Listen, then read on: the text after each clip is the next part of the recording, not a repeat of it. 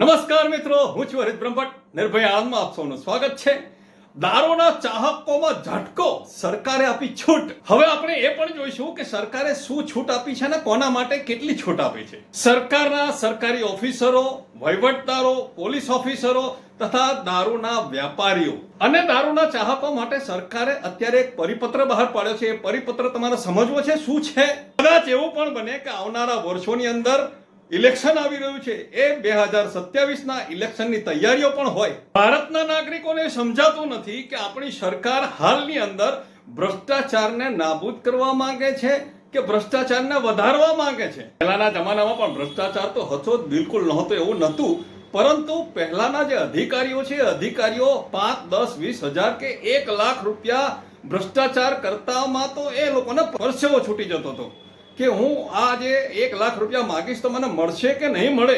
અને અત્યારના અધિકારીઓને તો લાખ, 2 લાખ, 5 લાખની તો કોઈ પરવા જ નથી. 2 દિવસ પહેલા જ પેપરમાં મેં વાંચ્યું છે કે હવેથી 10 લીટર દારૂ લઈને જતું વાહન કોઈ જપ્ત નહીં કરી શકે. 20 લીટર દારૂ લઈને જતી વ્યક્તિને જેલની સજા વગર મુક્તિ મળશે. આપણા ભારતના ઘણા ભ્રષ્ટાચારી અધિકારીઓએ કાયદાની છટકબારીઓ શોધીને આપણા કાયદાના ધજાગરા ઉડાવી દીધા છે.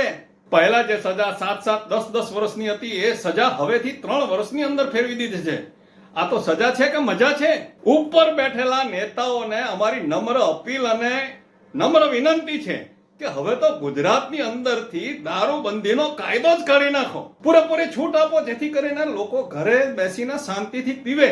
અત્યારે જે લોકો પીવે છે ને, એ લોકોને એવું છે કે હવે આવતીકાલે કે 5-10 દિવસ સુધી આપણને દારૂ મળવાનો નથી, જેથી કરીને તે લોકો લિમિટ બહારનો દારૂ પીવે છે. ગુજરાતમાં દારૂબંધીની છૂટ આપવાથી દારૂ પીનારો વર્ગ શાંતિથી કોઈ એક જગ્યાએ બેસીને લિમિટમાં પીશે અને કંટ્રોલ કરશે. કંટ્રોલ તો કરશે, પણ સાથે સાથે વોટ તમને 100% આપશે. 100%. હા, એ 100%ની વાત છે કે જો દારૂબંધી નીકળી ગઈ ને ગુજરાતમાંથી, તો પોલીસ ઓફિસરોને 50% થી 80%નું નુકસાન 100% જવાનું છે. પોલીસ ઓફિસરોનો 50% કામનું ભારણ ઓછું થઈ જશે અને એવું જ 50% ભ્રષ્ટાચારનું પણ ઓછું થઈ જશે. કારણ કે લોકો તો એવું કહે છે કે સૌથી મોટો ભ્રષ્ટાચાર દારૂબંધીની અંદર જ છે.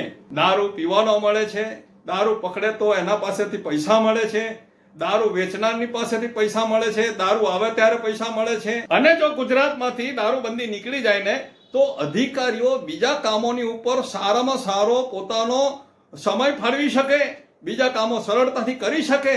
પણ એક વસ્તુ તો છે જ સાહેબ, કે સૌથી મોટો ભ્રષ્ટાચાર દારૂબંધીની અંદર જ થઈ રહ્યો છે. અને એ જ બંધ થઈ જાય તો શું થશે પછીથી? પૈસાની સાથે સાથે દારૂની બોટલની ડિલિવરી પણ મફતની જે છે એ બંધ થઈ જવાની. ગમે તે થાય, પરંતુ અમે સરકારને એક નમ્ર વિનંતી કરીએ છીએ કે ગુજરાતમાંથી દારૂબંધી કાઢી નાખો, તો અધિકારીઓને બીજા કામ કરવાનો મોકો મળશે અને ભ્રષ્ટાચાર ઓછો થશે. દારૂ પીને આમ તેમ રસ્તા ઉપર રઝળતા લોકો ઓછા મળશે. આપનો હરીશ બ્રહ્મભટ્ટ. વંદે માતરમ. ભારત માતા કી જય.